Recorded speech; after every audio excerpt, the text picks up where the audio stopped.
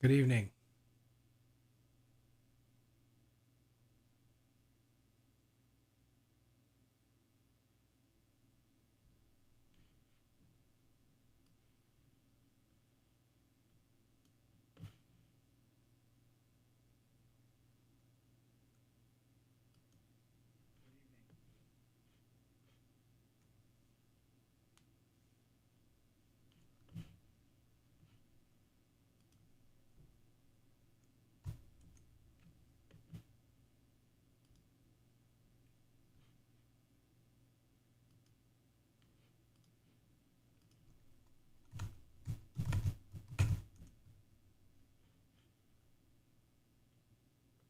Hey there.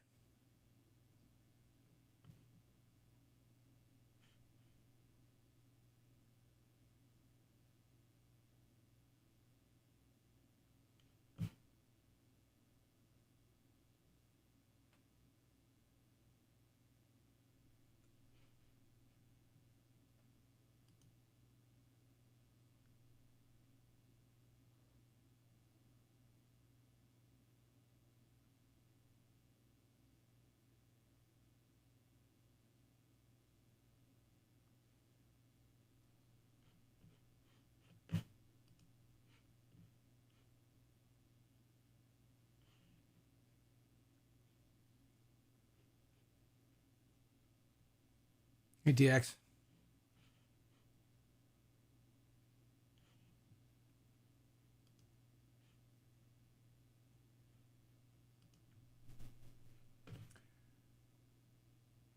So this idea that if you want to end this lockdown, that you want to kill people, I have an issue with that. I think it's a dishonest discussion. Um, I'm not really even sure that people actually believe that. Um, Maybe they do. I don't know, but it's silly. We all have older people in our lives, and one of the few things that we've known from the very beginning about this virus is that it targets old people, right? And at-risk people, and fat people, and some random other people. But for the most part, it targets elderly people. And that sucks because a lot of us have elderly people in our lives that we love very much. Our parents, our grandparents, our great grandparents. We've seen a lot of them die because of this. And since we flattened the curve, and even in New York City in mid April, there have been those of us who have been advocating for a plan B. As a matter of fact, a lot of us have been advocating for a plan B well before that. But instead of having a discussion, we were accused of wanting Wall Street over people's lives. And that's that kind of lets you know that whoever's saying that doesn't really want to have a conversation. That's somebody who says that wants to score points or get their virtue badge or something. It doesn't really lend itself to actually solving the problem. And a large part of the problem that we have now is that we didn't pay attention to this thing for the whole month of January. And then the whole month of February, we pretended like it wasn't deadly at all. And that's where the just the flu meme came from, by the way, our very own media in the month of February, and most of our politicians. And then in March, everybody went to full freakout mode. And the decision that was made was to close everything down. Now, kind of understandable in a way because there wasn't a lot that we knew for sure. China was lying to us. The WHO was lying to us. We were looking at Italy, and we were freaked out. We didn't want to be Italy, right? Makes sense. Maybe you want to be Italy on a normal day. Recently, you don't want to be Italy. So we freaked out and we closed everything down. It was draconian at first, but a lot of people said, you know what, we got to do this. We're too late on this. We missed the boat, and we have to do something extreme to catch up, to flatten the curve, keep our hospitals from being overloaded. And that was the deal. That was the agreement that we made. Those 2 articles came out. The first one was in Medium. Read that. The second one about flattening the curve was in the Washington Post. It came on the heels of the Medium article. This was the hashtag. All of a sudden, the same social media warriors who were just months prior magical overnight experts in impeachment and whistleblowing statutes were now suddenly also expert epidemiologists, and they concluded, along with the experts and the people that made the charts at Imperial College, and apparently right after he made the charts, he caught the virus and then went and had sex with another man's wife. That's okay. We can't. He's an expert. Leave that man alone. Neil Ferguson, leave him alone. But we did not pivot after we realized that we had flattened the curve in New York City, which was the only real curve we had to flatten. Mid-April, we did not pivot. We've been screaming for a plan B ever since. Before that, we were screaming for a plan B. Plan B has always been protect the at-risk. Quarantine. Again, quarantine is a term meant for sick people, right? But what we've been advocating for, what we've been shouting for, what we've been trying to convince you of is the fact that we are destroying our economy. I personally know way too many people who are laid off. I am so far lucky, but it ain't going to be for long. I'm somebody that was able to work from home. I worked from home before. I write things for a living. Not everybody can do that. And so those of us who understand that also realize that we can't shut in forever. We can't just turn off the economy. We can't just hunker down for 1 week, 2 weeks. When it was 15 days to flatten the curve, to stop the spread, which ended April 1st, which was the suggestion from the federal government, at that point, we were in a recession. And once again, those of us that spoke up and said, hey, gee, perhaps we should think about shifting to a plan B where we protect the vulnerable. We protect the at-risk. And hey, we'll even throw in, if you are scared, if you are frightened, you can stay at home. We will start a GoFundMe campaign for your Netflix and your DoorDash, and you can hang out inside until we've attained herd immunity, or if you really want to wait for that vaccine, go for it. But the rest of us want to go back to work. Our kids need to be in school. We've known that this doesn't affect kids, despite all of the clickbait, weird, like unhelpful news reports, really. Like every day there's a news report. It's almost like it's designed to scare the shit out of people based on nothing, based on hearsay. Meanwhile, there is good news. I mean, none of it's good news, right? But we didn't lose 1 million people, right? We thought that this thing was going to come in like a tidal wave and kill us all, right? Remember when we all believed the WHO when they said that the death rate was 5% on this thing? 5%. They actually thought it was between 3 and 5%. And you're looking at Italy and you're going, oh my God, it might just be between 3 and 5%.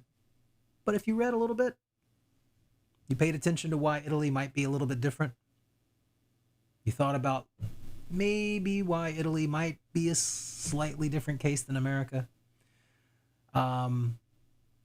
Italy wasn't, necessarily what we were going to be. And we did flatten the curve, and we did a great job. I can't believe nobody's saying that. I mean, again, bravo, U.S. medical professionals. I don't think anybody is saying the opposite. Didn't like the TikTok videos too much. Look, you can blow off steam. We all got to blow off steam, but that was just tone deaf, and you know it. And the people that were defending those TikTok dancing videos, sorry. Is it the worst thing in the world? No. But you know what? If you're trying to get everybody else in the country to be serious, that's not the way to do it. Anyway, back to the subject at hand. Your pop, your meemaw, ma'am, Jimbo, whoever the elder or at-risk person is in your life, it might even be you. I know several of them. I work with a lot of people who are older, who have immunocompromised situations. Nobody is saying to shove them out the front door and send them back to mingle in the New York subways. Nobody's saying that. Nobody was ever saying that. And once again, straw argument, false equation. Why do that? All we've been advocating for is a balance from the very beginning. Balance both. In mid-March, we focused 100% on the health aspects of this thing. We haven't stopped. We are just now barely sort of pretending that we're focusing on the economy. Never mind that we have 35 million unemployed. How many of those are permanently unemployed? These jobs are not just going to turn back on. The people that I know got laid off, I know a lot of people that got laid off. It's terrible. Their companies don't exist anymore. Some people are furloughed. I don't think they're coming back. A lot of restaurants around here have closed. A lot of gyms have closed. A lot of hair places have closed. Nail places have closed. These are all these small businesses. Again, are they essential? Do you really need to go get your nails done and your massages and your, I don't know, your fucking jackets for your dog at the dog doodad store? Like, no, I guess not. But I like those things. I don't have a dog. I don't necessarily get massages a lot. I certainly don't get my nails done, but I don't begrudge anybody that stuff. People like that. Makes them feel good. There's people that work there, feed their families, own those businesses. Those are the brave people. Those people right now are toast, especially in New York, especially in LA, DC, done. The government is not going to save you. They're not going to save them. They're not going to save you. The government turned on a magical printing press and invented $6 trillion with a strike of a pen. And you and I got $1,200 once. You really think that we can do this? You really think that this is just hold out? The naivete, can't even talk, the naivete involved in thinking that we can just turtle indefinitely. And again, you did move the goalposts and you know who you are. Flatten the curve was keeping the ICUs clear. It was not finding a cure. That was never in the cards. That was never in the discussion. When we saw this thing rip roaring through, again, some of us saw it a long time ago. Most people started paying attention a little bit in February, and all of a sudden March, everybody was that expert we talked about. But you got to remember that it was about keeping our hospitals clear and able to treat people, because when we saw this thing coming, we got to remember, it hit Italy late January, early February. And we started getting those really, really bad visuals in, mid to late February. And at that point, any clear thinking adult looks at that. And if you even believe a little bit the WHO and their 3 to 5% mortality rate, and the fact that by all reports that it was a little bit, at least a little bit, more contagious than the flu. Flu's pretty contagious. Seriously, somebody in your office gets the flu, and you're probably getting the flu. You know what I mean? We all touch our face all the time, blah, blah, blah. But again, we didn't pivot. And once we flattened the curve, the media hysteric, fear porn, clickbait, bullshit, I'm so sick of it. I'm so sick of it. I wasn't like an anti-media guy before this. I'm not anti-media now, but it's just reprehensible. The dereliction of journalistic duty that went on here is absolutely horrifying. And they should be ashamed of themselves. Again, you can like Trump, you can hate Trump. I don't care. But for anybody paying any sort of remotely even-keeled attention to this thing, saw January happen, impeachment, and then all of a sudden, Trump bans the China flights. And everybody goes, what? Racist? Me and like two other people are going, well, he was probably a week late on that, Probably should have banned those China flights in early January. But how could he have? The political will wasn't there. The media will wasn't there. Don't underestimate the media. They are absolutely still very strong. The indie media is great. I love this. To be able to do this. This is wonderful. I don't know who's going to hear me. I don't really care. But we're all stuck in our house and we're all sort of talking into the void. But, it's, again, the discussions that we've been having as friends and neighbors and people, it was an odd thing to watch sort of the lines, right? And I like a lot of us, I'm a political observer, sort of watch. I have some opinions, but it's mostly interesting to me from sort of a human level. And it was very interesting to see the lines fall on this one because at first it wasn't red and blue. There were a lot of quote unquote, right-leaning people that were very up in arms about this virus. They were very pro-lockdown. And very quickly in that community, which again, the political right in the United States, the conservative political end of the spectrum, and again, I hate making these generalizations, but in general, that's where you find the libertarian, the freedom-oriented, the constitutionally oriented thinking. It's not always right, but that's where that lives. There was a great piece the other day. I forgot who it was by, but it was about how the U.S. left, the Western left, has abdicated the civil liberties throne. Right, like we used to think of the ACLU as the ones who would defend freedom of speech, even if it was Nazis and KKK people marching down Main Street. It was their right to speak, and the ACLU. And I grew up with that. The ACLU were the real heroes because they supported these monsters' rights to go and offend everybody in the public square. And you know what? I agree with that. I agreed with that. The ACLU, I don't know where the fuck did they go. They're crazy. I don't understand. That's a whole other thing. But back to the grandma killing. So, just to sum up, if you accuse somebody of wanting to kill your grandma when that person wants to go back to work, that's a problem.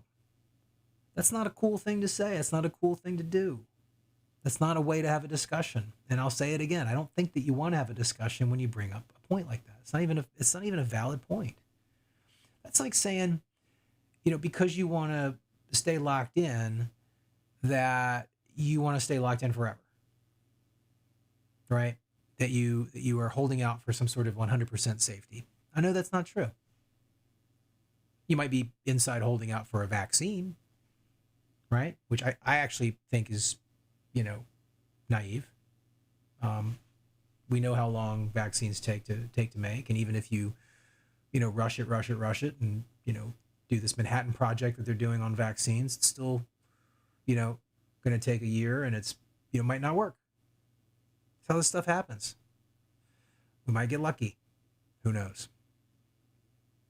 But again, it doesn't seem to sort of boomerang back on you when you accuse me of wanting to kill old people for merely wanting to go back to work, because you know what? We need to. It's past time. We have known for months now that this virus has at least a 99.9% survival rate. We're seeing that number is actually going higher, survival rate. Right now, I think that the CDC has this thing, the mortality rate of this thing pegged at 0.07%. The seasonal flu is 0.01%. A lot of people, and they've been saying this for a long time, think that number might still go down. It might go down to the seasonal flu level of 0.1%, or it might go even lower, because it does seem like that this is a more catchy virus than the flu. Again, the flu is pretty catchy. It's not smallpox catchy, but it's pretty catchy. And again, this sucks. This whole thing sucks. Thanks, China. Commie dick fucks. Thanks for being dishonest. I don't know where this thing came from. Lab, bat. Was it planted there by nefarious CIA agents? Who knows? But the fact is this thing flared up in Wuhan. And again, I saw those TikToks in December. I saw those people falling over, those poor Chinese people. And the Chinese government covered it up. They said there's nothing to see here.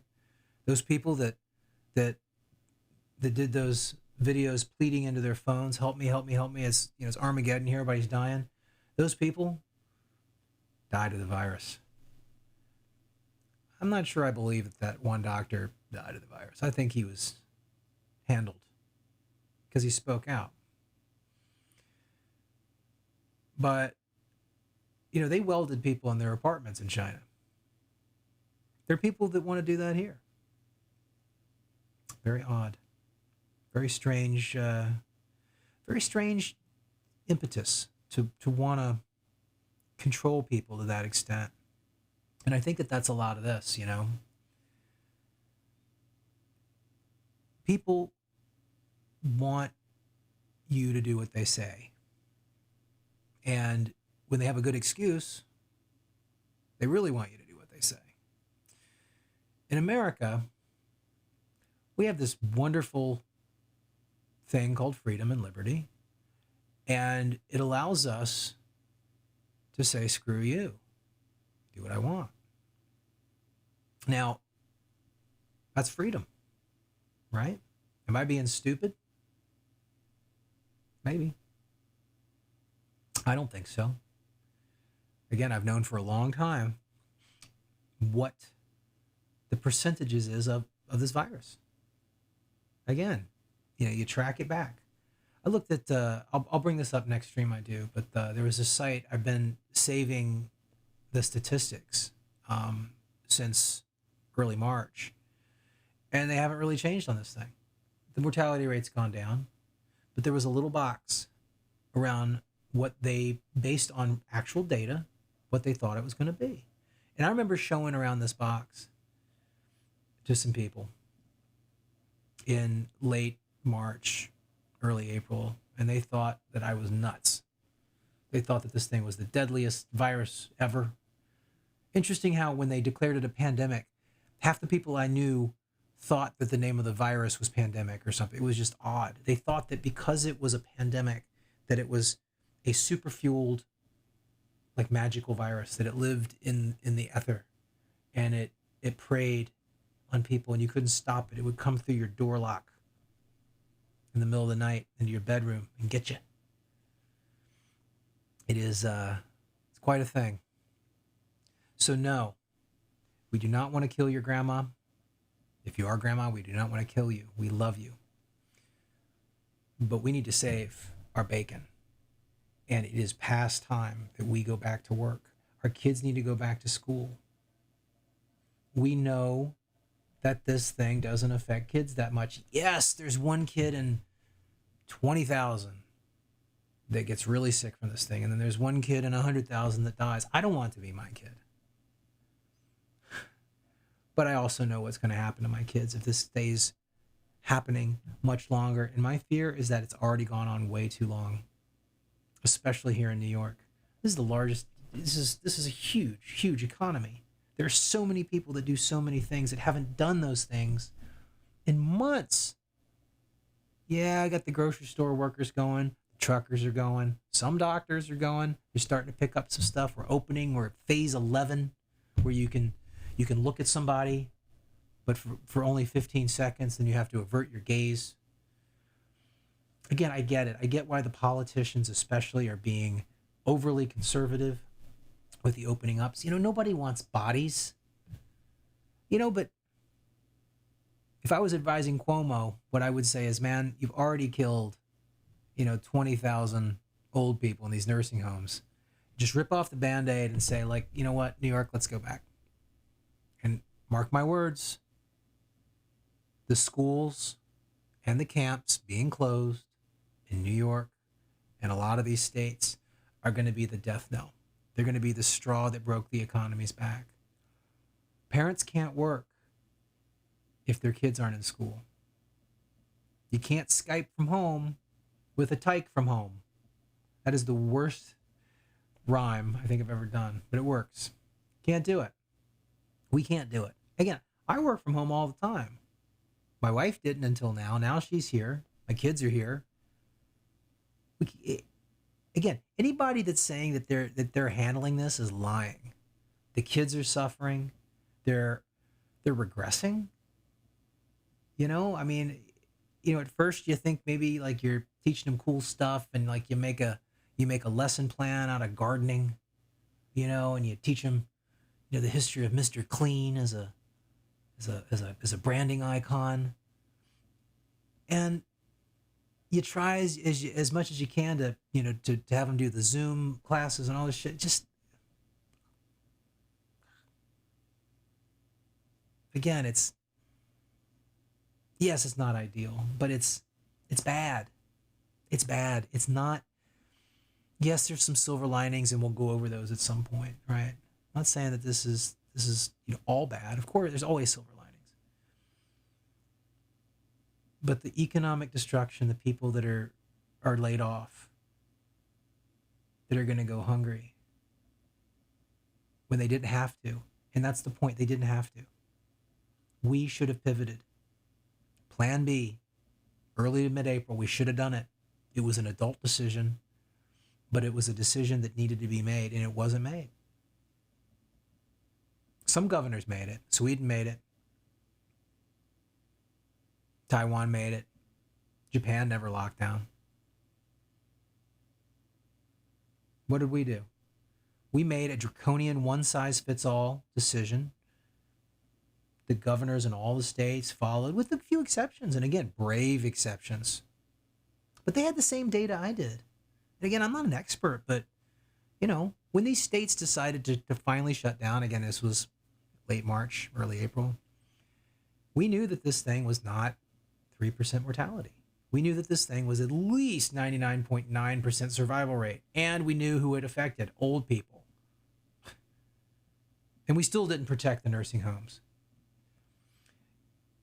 Right now, almost 50%, and it's going to go over 50% of the deaths from this virus in the United States are nursing homes or elder care facilities, right? Again, we knew who this affected early on. It's one of the few things that we knew for sure early on, and we didn't do it. This whole thing is a joke. You lock everybody in, and then you don't protect the people that we all know that need protecting.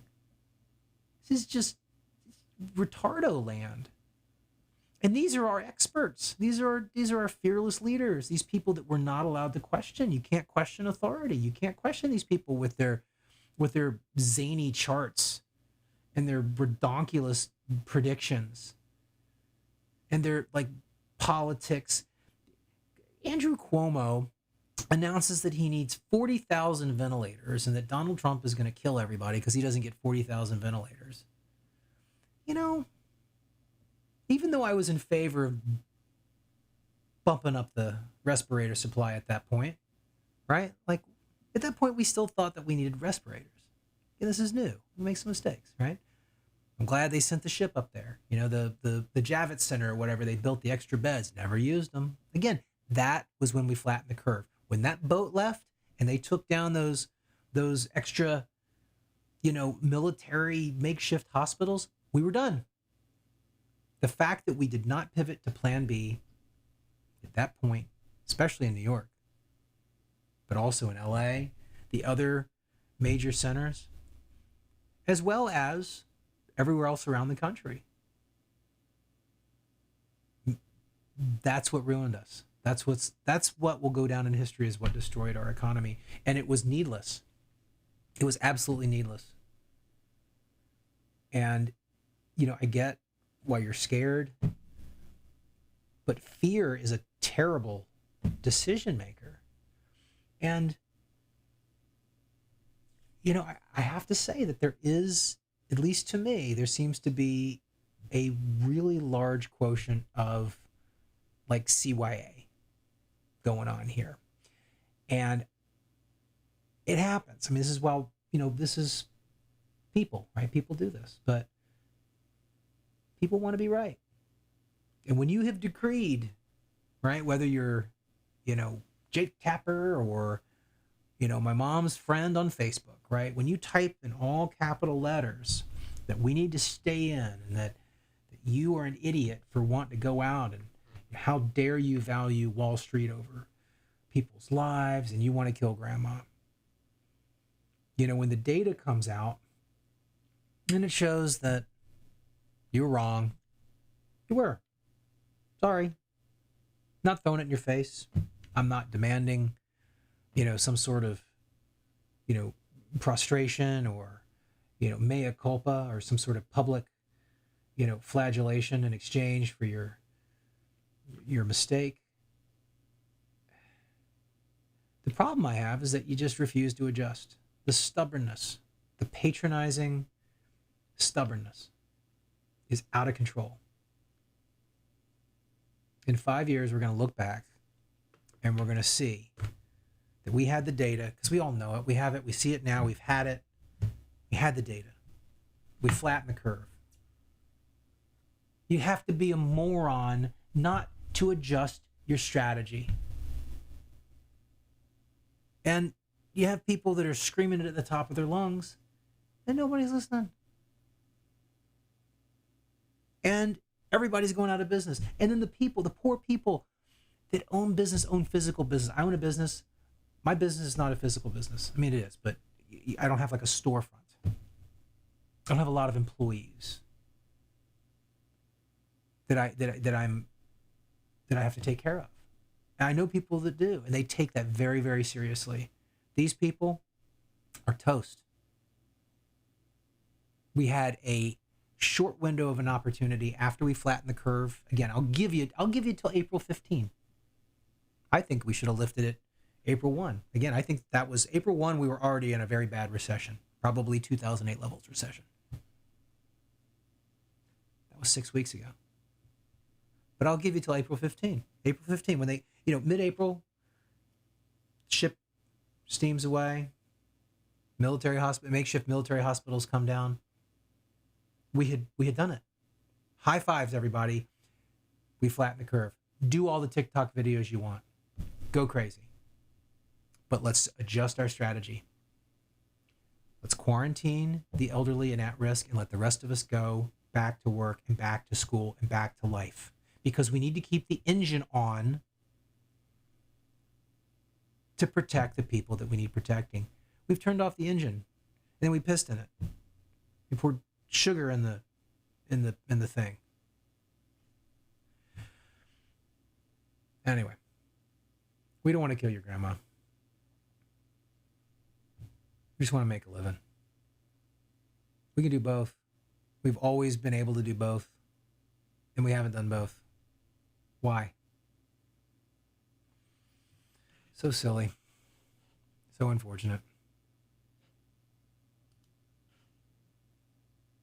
Thank you.